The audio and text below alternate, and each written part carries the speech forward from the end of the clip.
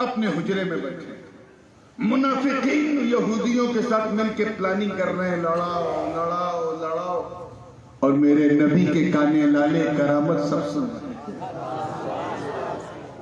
ان کے کانے لالے کرامت سب سن رہے ہیں۔ سرکار نے فرمایا اچھا تم میرے صحابہ کو لڑانا چاہتے ہو، ٹھیک ہے تم اپنا زور آزماؤ، میں اپنا زور آزماؤ۔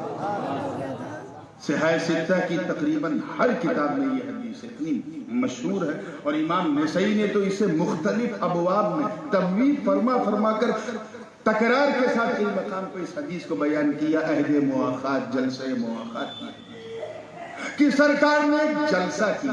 کیا کیا؟ زور سے بولو۔ جیسے یہاں جلسہ ہے نا، حضور نے مسجد نبوی شریف کے اندر ایک جلسہ کیا، سارے صحابہ کو اکٹھا کیا۔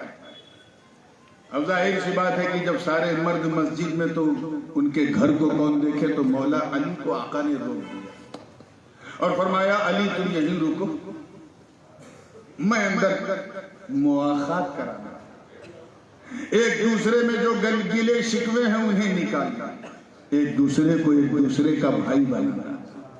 سرکار نے تقریر کی، اس کے بعد سارے صحابہ کو حکم دیا ایک دوسرے کو گلے لگا دو۔ توجہ چاہوں، جو گلے شکوے ہیں وہ نکالو، ایک دوسرے کو اپنا بھائی بنا لو۔ ارے میرا وجدان کہتا ہے کہ اس منظر کو دیکھ کر چلمن خود سے جھانک جھانک کر نواز سب ایک دوسرے کو گلے لگا رہے۔ مولا علی کنارے ہی was crying، رو رہے تھے۔ ایک صحابی رسول نے دیکھا یہ منظر کہ رو رہے ہیں، بارگاہ رسالت میں حاضر ہوئے، عرض کیا حضور آپ پر میرے ماں باپ قربان، ان علی یبکی، علی رو رہے ہیں۔ سرکار نے پوچھا وجہ کیا ہے؟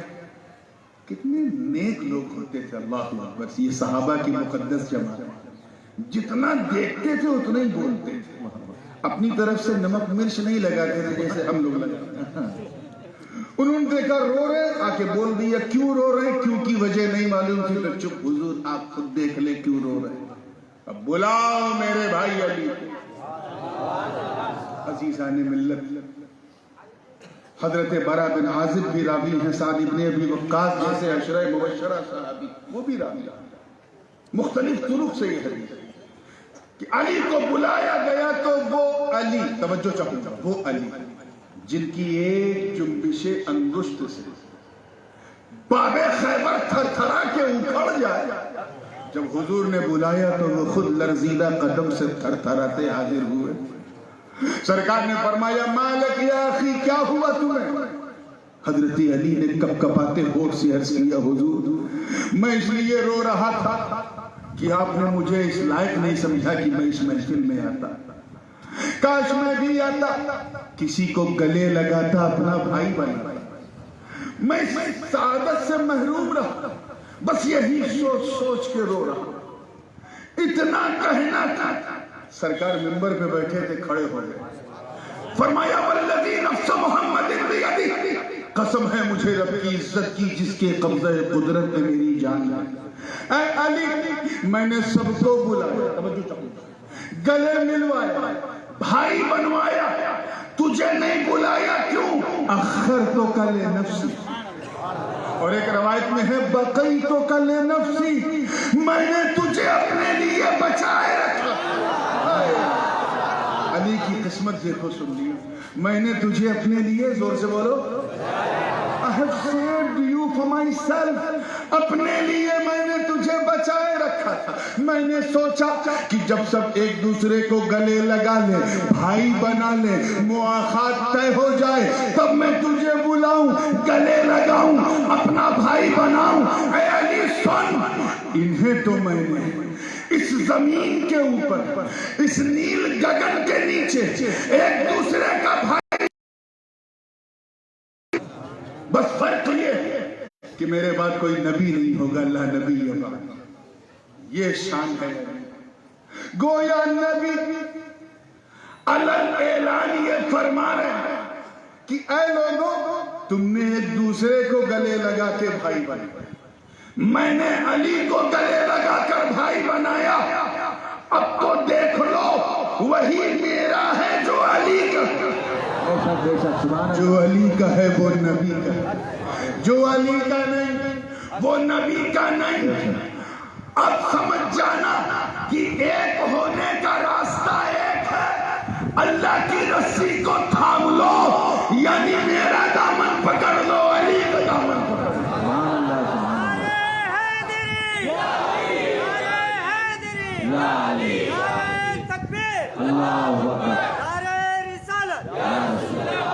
حضرت ابن عباس رضی اللہ تعالیٰ عنہ سند المفسرین، اگر یہ کہا جائے تو بالکل غلط نہیں ہوگا کہ 95% مفسرین آپ ہی سے اکتساب فیض کیا ہے۔ فرماتے ہیں تفسیر میں کہ میں نے خود پوچھا، اے اللہ کے رسول، آپ پر میرے ماں باپ قربانی، ہے اللہ کی رسی کون ہے؟ Who is the rope of Almighty Allah؟ کون ہے جنہیں ہم تھامیں؟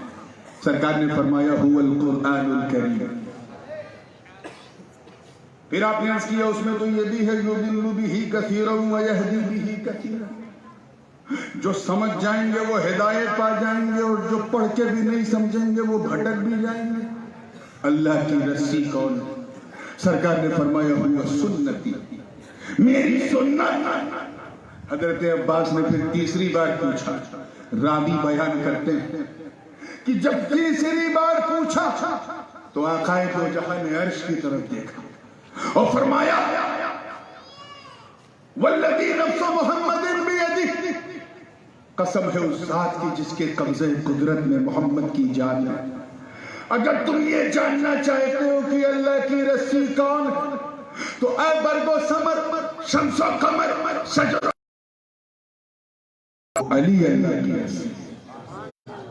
اس کو یوں بھی سمجھیے، بالکل اگر آپ کمپیئر کریں گے دونوں حدیث کو تو کہتے ہیں نا منطق میں کہ معلومات کو اس طور پہ ترتیب دو کہ مجہول حاصل ہو جائے، تو بس وہ بالکل جو صغرا کبرا اگر صحیح رہے گا تو بالکل نتیجہ درست نکلے گا۔ توجہ کے ساتھ غدیر خون کو دیکھو، میں نے بھی عرض کیا کہ زبان نبوت سے علی کی ولایت کا اعلان کرا، کم و بیش 40 سے زیادہ طرق سے یہ حدیث ثابت ہے۔ بڑے بڑے اجلہ صحابہ اس کے روات میں سے ہیں جو سب کے سب سے قائم کہ مجمع سجا ہوا تھا، حضور خطبہ دے رہے، آیت پیش کی، کہا یہ بتاؤ هل تعلمون انی اولا بکم من انفسکم، کیا تم لوگ یہ جانتے ہو کہ میں تمہاری جان کا تم سے بڑا مولا ہوں، مالک ہوں؟ کسی نے انکار نہیں کیا۔ دوسری بار حضور نے کہا کسی نے انکار نہیں کیا، تیسری بار کہا تو کسی نے انکار نہیں کیا۔ فأخذ بيد علي قائلا من كنت مولا فهذا علي مولاه، علی کا ہاتھ نبی نے پکڑا اور فرمایا جب میں تیرا مولا ہوں تو سن، جس کا میں مولا ہوں علی اس کا مولا ہے۔ یہ آپ سنتے آ رہے ہیں، اس کے آگے سنو، اتنا سننا تھا۔ حضرت زید بن ارقم بڑے عاشق اہل بیت صحابی گزرے، وہ روایت کرتے ہیں فقام الشیخان ابو بکر و عمر قائلان ہنیئا لک ومبروکا بک یا علی بن ابی طالب انت اصبحت مولاي ومولا لكل مؤمن۔ ابو بکر و عمر رضی اللہ تعالیٰ عنہما کھڑے ہوئے فرمایا اے علی ولایت مبارک ہو، اے علی ولایت مبارک ہو، مولائیت مبارک ہو، امامت مبارک ہو، آج سے آپ میرے بھی مولا اور ہر مسلمان کے مولا۔ گویا مولائیت کا تاج، مولائیت کا تاج سرے پاک علی پر رکھ کر نبی یہ فرما رہے ہو کہ اے لوگوں علی کا دامن تھام لینا، جسے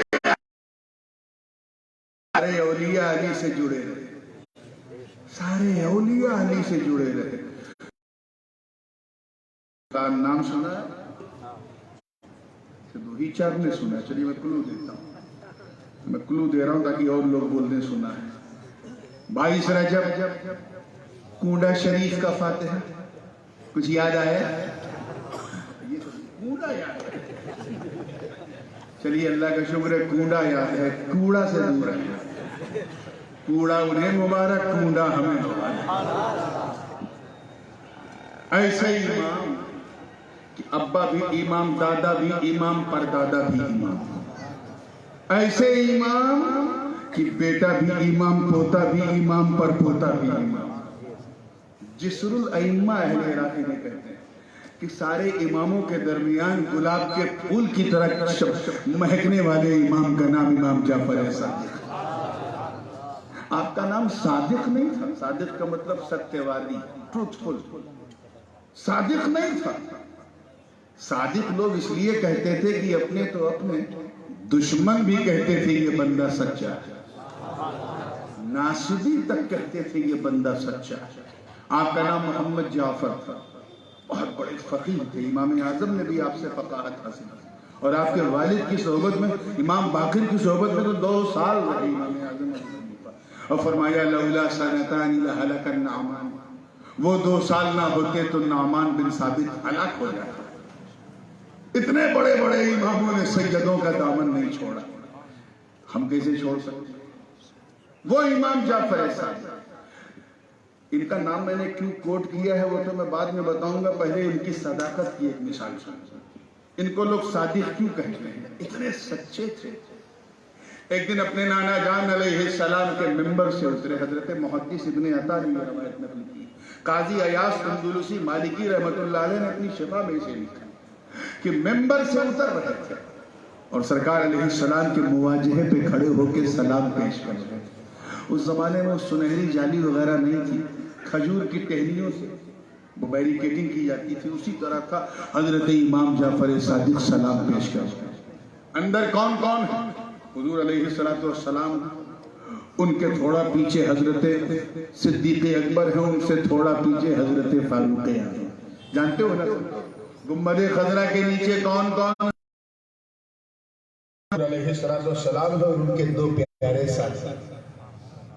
اچھا یہ بتائیے صدیق اکبر، اب اس نے پھر دوسرا سوال کیا، صدیق اکبر حضور کے نزدیک کیسے؟ یہ سوال تھا۔ ہم اور آپ ہوتے تو بڑا لمبا چوڑا جواب تھا۔ ایسے تھے کہ مکے میں بھی ساتھ رہتے تھے، بھوک پیاس میں بھی ساتھ رہتے تھے، سسر بھی تھے، حضور کے ساتھی بھی تھے، غار یار بھی تھے، یہ تھے وہ تھے، رات ختم ہو جاتی میرے ابو بکر کی بات ختم نہ ہوتی۔ لیکن وہ امام ابن امام شارٹ کٹ میں جواب دیا، یہی پوچھ رہا نا کیسے تھے؟ اندر جھاک ایسے تھے،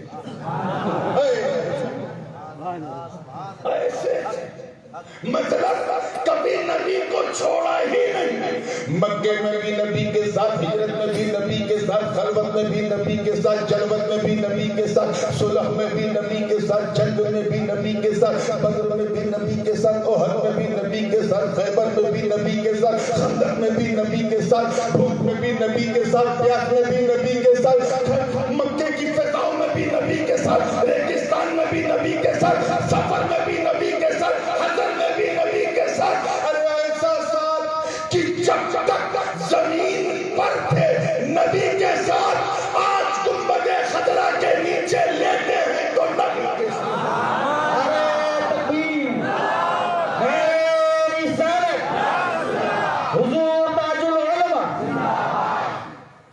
وہ امام جعفر صادق جو سچ بولنے میں 1 سیکنڈ بھی نہیں سوچتے۔ ان سے کسی نے پوچھا، حضرت اللہ کی رسی اب اس دور میں اللہ کی رسی کون ہے جسے تھامنے کا قرآن نے حکم دیا؟ اتفاق سے جمعرات کا دن، حضرت امام نے مسکرا کے فرمایا، کل جمعہ اس سوال کا جواب میں اپنے نانا جان کے ممبر سے کھڑا ہوں گا۔ مسجد نبوی شریف کھچا کھچ کھڑی ہے، امام ابن امام ممبر پر پہلے علیہ السلام کے فضائل بیان کیے، پھر کچھ مسائل بیان کیے۔ ان حبل اللہ فاقول لكم ایها المستمعون والذی نفس جعفر بیدہ نحن حبل اللہ حبل ممدود من الارض الى السماء حتى يرد عند حوض الكوثر. ایک پوچھنے والے نے پوچھا کہ اللہ کی رسی کون ہے؟ قسم ہے عزت رب کعبہ کی جس کے قبضے میں جعفر کی جان ہے. ہم لوگ اللہ کی رسی ہیں جو زمین سے آسمان تک کھچی ہوئی ہے. دیکھنا ہے تو قیامت کے دن حوض کوثر پہ آنا. یہ حوض ہوگا اور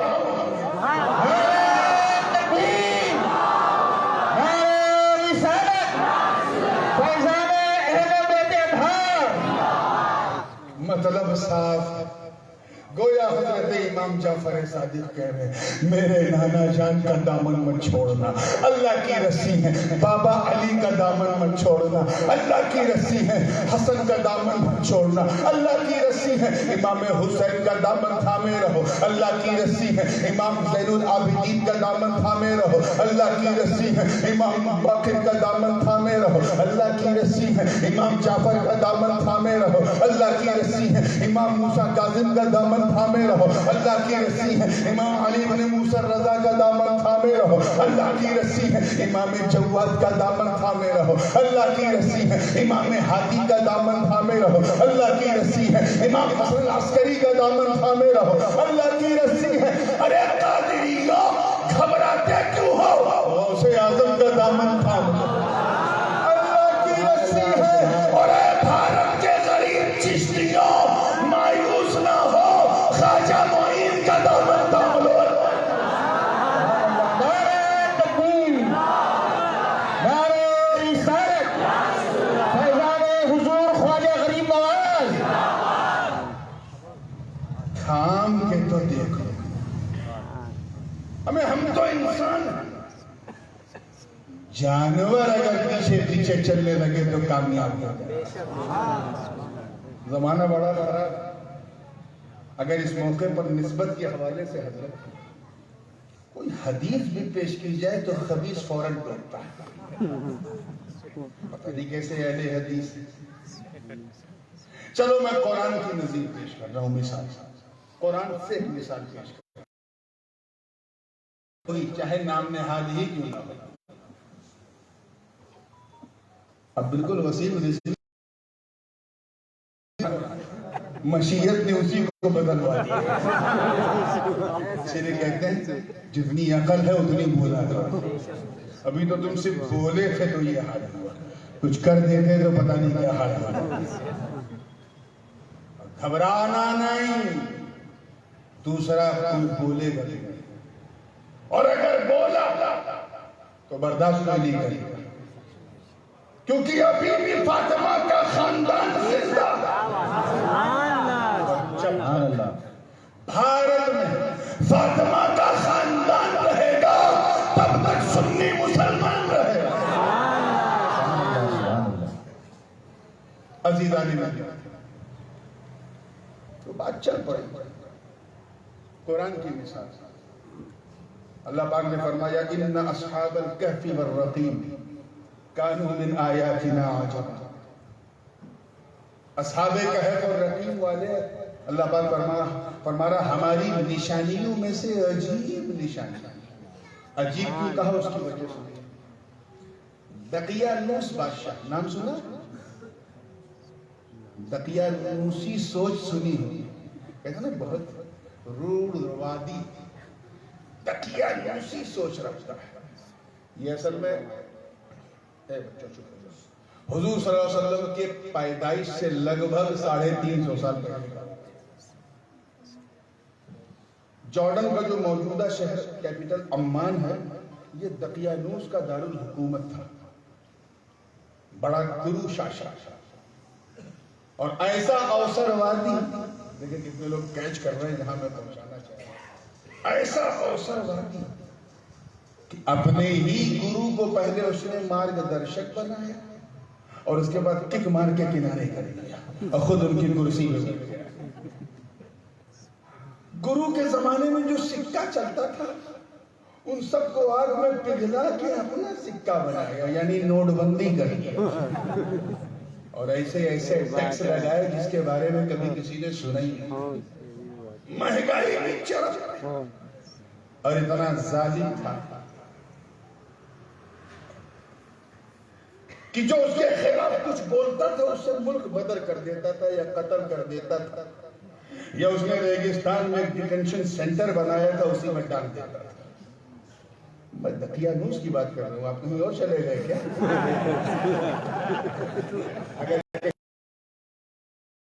گرو شاشا راشٹرواد کے نام پہ وہ ستارے کی پوجا کرتا تھا۔ دقیانوس کیا تھا؟ ستارے کی پوجا کرتا تھا۔ اور اس زمانے میں حضرت عیسیٰ علیہ السلام کی امت کا ایک خاصا طبقہ اس کے شہر میں بھی تھا، انہیں وہ اللہ کی عبادت نہیں کرنے دیتا تھا، حضرت عیسیٰ کا نام نہیں لینے دیتا تھا۔ پورا میڈیا تنتر اس نے خرید لیا تھا، سب کچھ وہی بولا جاتا تھا بازاروں میں جو وہ چاہتا تھا۔ اتنا کروشا کہ اپنے حساب سے اپنا معاملہ چلاتا تھا اور غریبوں کا مال لوٹتا تھا، امیروں کی تجوری بھرتا تھا۔ کون؟ کہیں اور چلے گئے کیا؟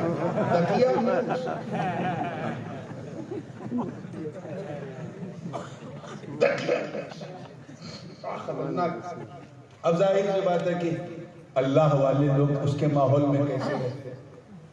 تو چند جو اس وقت مومن تھے حضرت عیسیٰ کو اللہ کا نبی اور رسول مانتے تھے، خدا کا بیٹا نہیں مانتے، مومن تھے، اولیاء بنی اسرائیل تھے، 5 تھے کہ 6 تھے کہ 7 تھے، ان کی تعداد اللہ ہی بہتر ہے، وہ 5-6 انہوں نے فیصلہ کر لیا کہ ایک کام کرتے ہیں، یہ جو دقیانوس کا کیپٹل ہے یہاں سے چلتے ہیں اور کسی ایکانت میں جا کے رہتے ہیں، کم سے کم سکون سے اللہ کی عبادت تو کر لیں۔ تو چلتے چلتے رقیم نام کے گاؤں میں پہنچے، وہاں ایک پہاڑی تھی۔ جیسے رقیم گاؤں کے قریب پہنچے، ایک کتا ان کے پیچھے۔ کون؟ کتا۔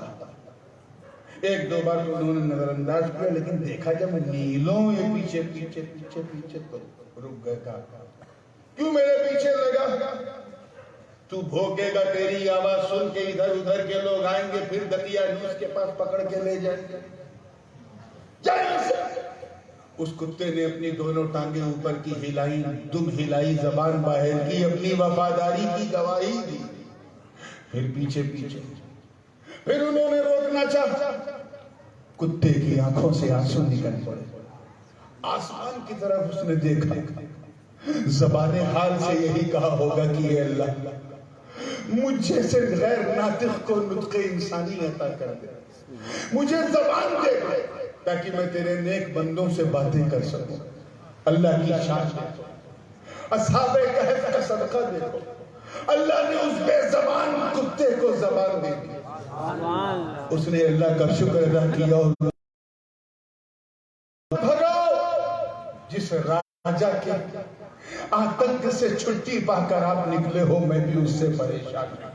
اور رہا سوال آپ کا، تو انی احب الصالحین، میں اللہ کے نیک بندوں سے محبت کرتا ہوں، خدا کے لیے مجھے الگ مت کرو۔ جب کتے کی زبان سے انسان کی کا لہجہ سنا تو ان کو رحمت خدا پر یقین ہو گیا اور کہا چل چل چل۔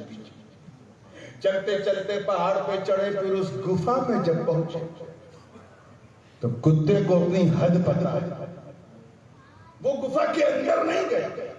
یہ قرآن کی آیات کا ترجمہ کر رہا ہوں تیزی سے تاکہ بات سمجھ میں آ جائے۔ وہ گفا کے دہانے پہ بیٹھ گئے اور اس کا بیٹھنا اللہ کو اتنا پسند آیا کہ فرمایا کلبہم باسط ذراعیہ، ان کا کتا اپنے دونوں باہوں کو پھیلائے ہوئے، ٹانگوں کو پھیلائے ہوئے سکون سے جو ہے لیٹا ہوا تھا، کروٹ لیے ہوئے۔ وہ 5 تھے کہ 6 تھے کہ 7 تھے؟ صوفیاء کرام فرماتے ہیں وہ 7 تھے، اللہ بہتر جانے، اللہ جانے، مگر جیسے وہ اندر گئے لیٹے سو گئے۔ زور سے بولو کیا ہو گئے؟ سو گئے۔ They slept deeply۔ 10-20 سال میں، توجہ چاہوں گا، 100-150 سال نہیں، 300 سنین وازدادوا 9 309 سال تک۔ کتنے سال تک؟ 309 years they slept۔ سوتے رہے، ان کی صحبت کا فیض پا کر ان کا کتا بھی 309 سال تک سوتا ہے۔ دیکھ دامن پکڑنے کا فیض، چھ مہینے پہ وہ کروٹیں بدلتے تھے تاکہ سرکولیشن آف بلڈ باڈی میں بنا رہے، ان کا کتا بھی 6 مہینے پہ کروٹیں بدلتا۔ وہ گفا جو تھی وہ 2 طرف سے کھلی ہوئی تھی، پورب سے بھی تھوڑی سی کھلی تھی، پشچم سے بھی۔ تو جب سورج نکلتا تھا تو کرنیں پورب کے راستے سے اندر آتی، جب ڈوبتا تھا تو پشچم کے راستے سے اندر آتی۔ کہیں ایسا نہ ہو کہ سورج کی کرنیں اندر آ جائیں اور اللہ والوں کی نیند میں خلل نہ پیدا کرے، جو گہری نیند میں ولین ہے کہیں انہیں جگہ نہ دے۔ اللہ کی شان دے، اللہ نے ان کے لیے نظام فلکی بدل دیا۔ وَتَرَى الشَّمْسَ إِذَا طَلَعَتْ تَزَاوَرُ عَنْ كَهْفِهِمْ ذَاتَ الْيَمِينِ وَإِذَا غَرَبَتْ تَقْرِضُهُمْ ذَاتَ الشِّمَالِ۔ شان دیکھ اللہ کی کہ جب سورج نکلتا تھا تو کرنیں اندر نہ آئے، اللہ اس سورج کو داہنی طرف گھما دیتا تھا، اور جب وہ ڈوبتا تھا تو کرنیں اندر نہ آئے، اللہ پاک اسے بائیں طرف گھما دیتا تھا۔ ذرا سوچو یار، جب حضرت عیسیٰ کی امت کے اولیاء کا یہ حال ہے کہ ان کے لیے اللہ سورج کو دائیں بائیں کر دے، تو اگر میرا مصطفیٰ اپنے علی کے لیے مقام صحبہ میں پلٹا دے تو حیرت کیا ہے؟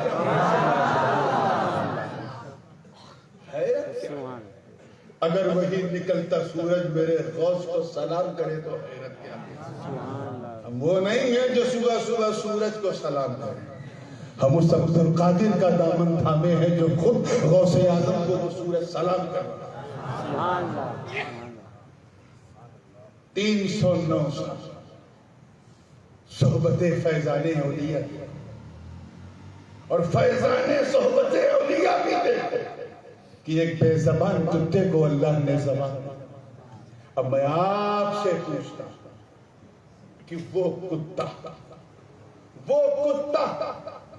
جو اصحاب کہف کا دامن تھام لے تو اللہ کے مقدس کلام کا عنوان بن جاتا ہے، اور اس طرح بن جاتا ہے کہ اللہ تعالیٰ اس کا ذکر ان کے ساتھ کرتا ہے، ان کے ساتھ۔ ہمیں سمپل سی بات ہے یار، اگر 4 لوگوں کو آپ دعوت دو اور کار سے 4 لوگ اتریں اور ساتھ میں ایک کتا بھی ہو تو آپ کیا کہیں گے؟ 4 لوگ اور ان کے ساتھ ایک کتا آیا، ایسا بولے اس کو کوئی نوٹس لیتا ہے کتے کو؟ 5 لوگوں کو دعوت دیا، ایک ساتھ کتا لے کے بھی گاڑی پر بیٹھ گئے، دعوت والے کے ہاں جب پہنچے اس نے پوچھا آپ کتنے ہیں؟ ہم 5 ہیں، 6 ہمارا کتا۔ ایسا بولے گا کام چلے گا؟ بولو۔ الٹا اگر دعوت والا حمیت اور غیرت والا ہے نا تو بھگا دے گا۔ آپ کیا سمجھ رکھا آپ نے؟ میں نے آپ کو دعوت دی ہے، آپ کے کتے کو تھوڑی نہ دی ہے جو 5واں ہمارا کتا ہے، 6واں ہمارا کتا۔ حیثیت کیا تیرے کتے کی؟ تیرے لیے ہوگا، میرے لیے کچھ نہیں۔ یہ غیرت مند انسان یہی جواب دے گا، کیوں؟ کیونکہ کتا نوٹسیبل نہیں ہے، اسے کوئی نوٹس نہیں کرتا، چاہے 2 کتا کوئی دے کے آوے چاہے 4 کتا، مگر سورت کے غیور مسلمان اگر کوئی کتا اللہ کے نیک بندوں کے پیچھے چلے اور ان کے ساتھ رہے، ان کی صحبت کا فیضان حاصل کر لے، تو اللہ تعالیٰ اس کتے کو اپنے مقدس کلام کا عنوان بنا دیتا ہے، بلکہ ان کے ساتھ ایسا شامل کر دیتا ہے کہ پوچھا جاتا ہے اصحاب کہف کتنے ہیں، اللہ پاک ان کے ساتھ ساتھ کتے کو بھی شمار کرتا ہے۔ چنانچہ فرمایا سیقولون ثلاثۃ رابعهم كلبهم ويقولون خمسة وسادسهم كلبهم رجما بالغیب ويقولون سبعة وثامنهم كلبهم۔ اے محبوب، ان قریب لوگ کہیں گے کہ اصحاب کہف 3 ہیں، چوتھا ان کا کتا ہے، کچھ کہیں گے 5 ہے، 6واں ان کا کتا ہے، کچھ کہیں گے 7 ہے، 8واں ان کا کتا ہے۔ مولا، پوچھا جا رہا ہے اصحاب کہف کی تعداد ساتھ میں پانچواں ان کا کتا ہے، چوتھا ان کا کتا ہے، آٹھواں ان کا کتا ہے. یہ کتے کو کیوں گنا؟ آواز آئی سن، یہی تو صحبت فیضان یہی تو صحبت فیضان اولیاء ہے. ذرا سوچ، جب امت عیسیٰ کے اولیاء کے کتے کی یہ شان، تو پھر عبد القادر جیلانی کا وہ کتا جو بریلی میں کھڑا ہو کے کہتا ہے یا رسول اللہ تجھ سے در سے ہے سب سے ہے مجھ کو نسبت، میری گردن پہ بھی ہے دور کا ڈورا اس کی کیا شان ہے؟ جب امت عیسوی کے اولیاء کی صحبت پانے والے کتے ایسے ہوتے ہیں تو جنہوں نے غوث کا پٹا اپنے گلوں میں ڈالا ہے، ان کی شان کیا ہے؟ عزیزان ملت اسلام، یہ ہے صحبت فیضان اولیاء. ذرا سوچ، 309 سال تک سوتے ہیں، موت انہیں اپنی آغوش میں 309 سال تک نہ لے سکتے. نہ انہوں نے پانی پیا، نہ دانا کھایا، نہ کھانا کھایا، صرف ہوا کھاتے رہے، سانس لیتے رہے. اٹھے تو بالکل فریش، سب کچھ اوکے ہے، نہ ناخن بڑا ہے، نہ بال بڑا ہے، نہ کپڑا بڑا خراب ہوا ہے، سب کچھ اوکے، جیسے لگا ابھی اٹھے ابھی بیٹھے. ارے حضرت عزیر کے ساتھ بھی تو یہی قصہ ہوا. یہ تو خیر حضرت عیسیٰ کی امت کا حال ہے. چلو حضرت موسیٰ کی امت کا حال دیکھ لو. آخری بات، حضرت عزیر علیہ السلام ایک اجڑی ہوئی وادی سے گزر رہے تھے. completely was broken. او کالذی مر علی قریۃ وہی خاویۃ علی عروشہا. امام جلال الدین سیوطی نے خاویۃ علی عروشہا کہا اے ساقطۃ علی سقوفہا.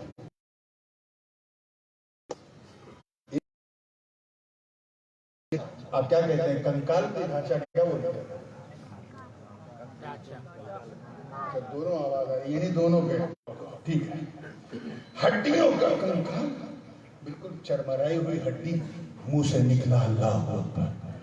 آگے دوسری قبر دیکھی، منہ سے سیم وہی نکلا. تیسری دیکھی، جب 2-3 قبروں کا حشر دیکھا کہ ہڈیوں کا ڈھانچہ چرمرائی ہوئی ہے، تو آسمان کی طرف سر کی عرض کی اے اللہ انا یحیی ہذہ اللہ بعد موتہ. اے اللہ یہ جو مر گیا جس کی ہڈیوں کا ڈھانچہ میں دیکھ رہا ہوں، مولا اسے تو دوبارہ کیسے زندہ فرمائے گا قیامت کے دن؟ ایک سوال تھا. اللہ پاک قادر مطلق ہے.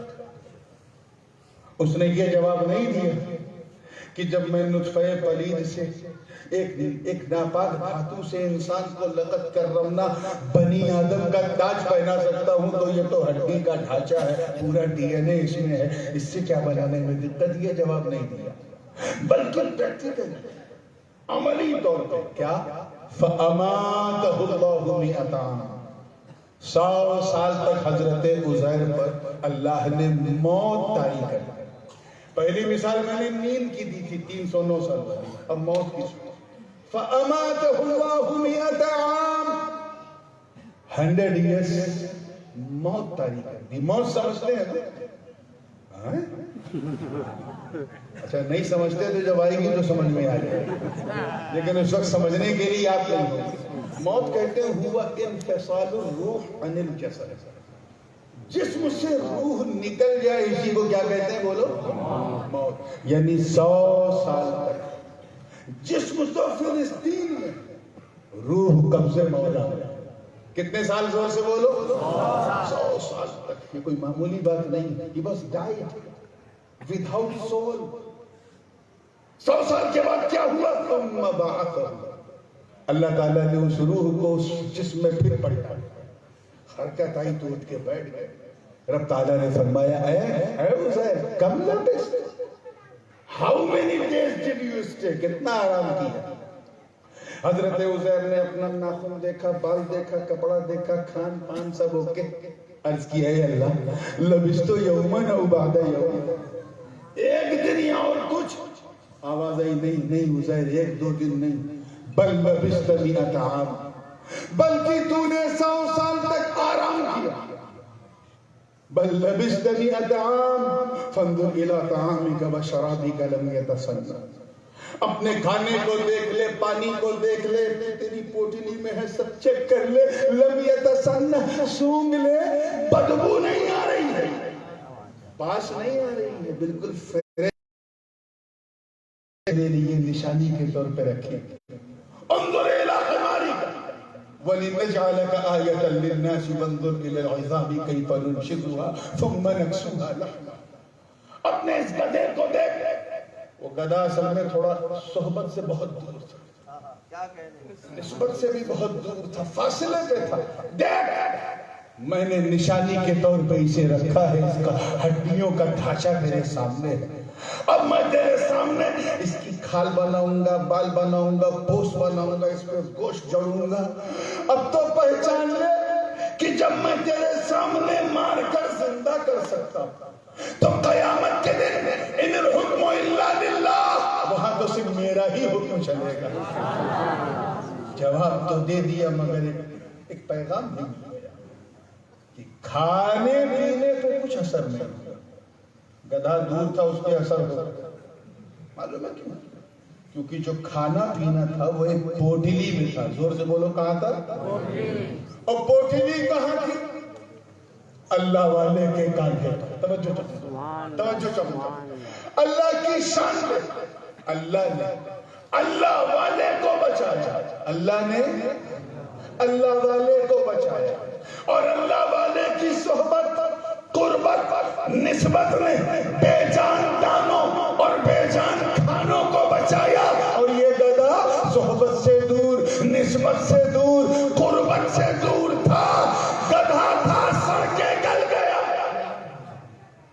اب اگر تمہاری صورت میں کوئی گردن اٹھا کے کہے کہ اجمیر نہ جاؤ, بغداد نہ جاؤ, کچوچا نہ جاؤ, کلیر نہ جاؤ, مارہرا نہ جاؤ, احمد آباد نہ جاؤ, خواجہ دانا سرکار میں نہ جاؤ, اگر کوئی ایسی بکواس کرے, جھگڑا مت کرنا, سمجھ جانا گدھا ہے.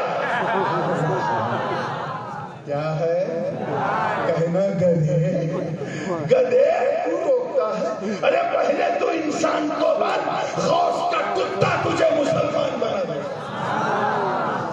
ذرا سوچ کہ جب صحبت کا فیض پا, صحبت و نسبت کا فیض پا کر بے زبان کھانا اور بے زبان دانا سڑ گل نہیں سکتا, تو دامن عبد القادر کو تھام کر اگر کوئی کہے غوث کا دامن, غوث کا دامن, ہمیں جب بے زبان کا یہ حال ہے تو دامن تھامنے والے غلام کا حال کیا ہوگا.